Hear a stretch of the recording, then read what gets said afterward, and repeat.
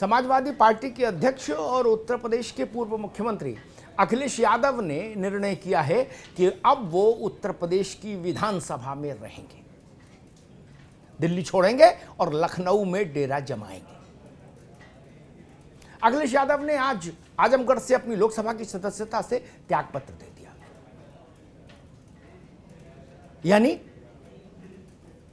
अब लड़ाई के लिए अखिलेश यादव लखनऊ में खुद अपनी उपस्थिति सुनिश्चित करेंगे।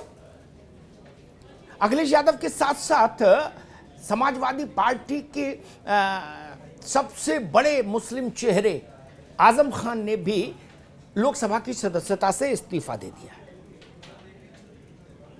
यानी आजम खान भी विधानसभा में रहेंगे।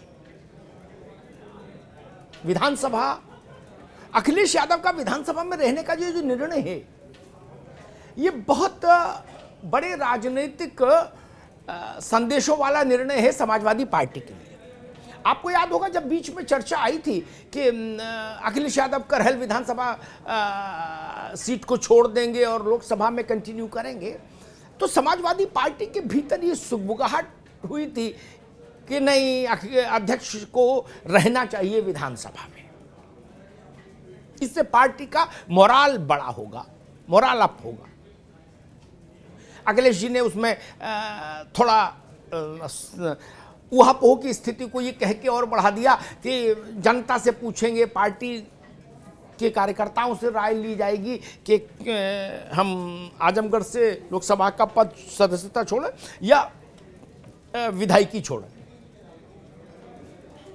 लेकिन एक ओवरऑल व्यू ये था समाजवादी पार्टी के भीतर कि अखिलेश यादव को भाजपा से अगर निर्णायक तौर पर लड़ते दिखना है तो उनको विधानसभा में रहना चाहिए। और अंततः अखिलेश यादव इस निर्णय पर खुद भी पहुंचे कि अगर उत्तर प्रदेश में अपनी राजनीतिक हैसियत और अपनी राजनीतिक उपयोगिता बनाए रखनी है तो लखनऊ में रहना होगा, सदन के भीतर रहना होगा। मैं आपको याद दिलाऊं, मुलायम सिंह यादव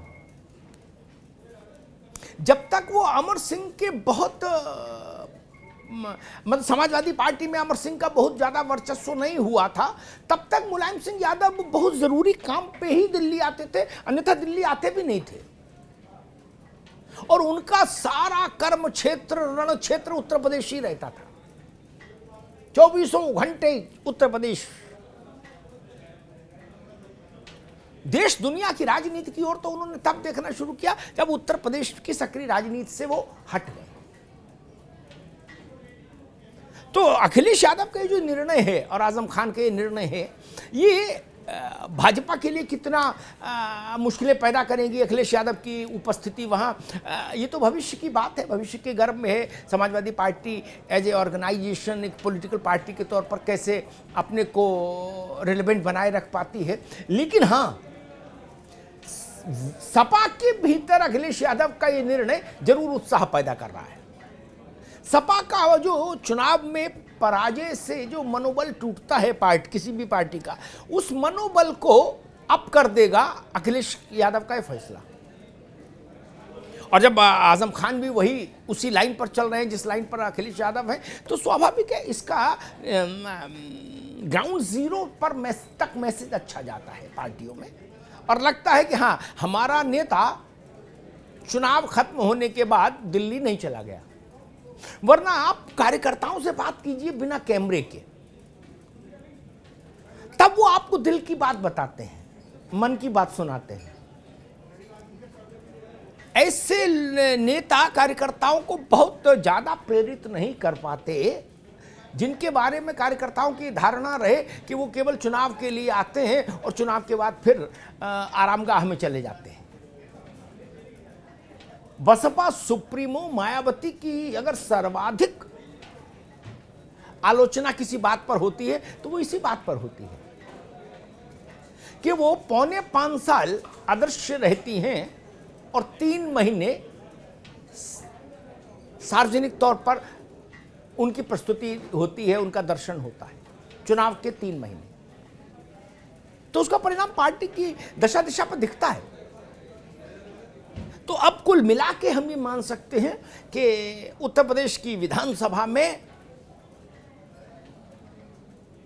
योगी आदित्यनाथ और अखिलेश यादव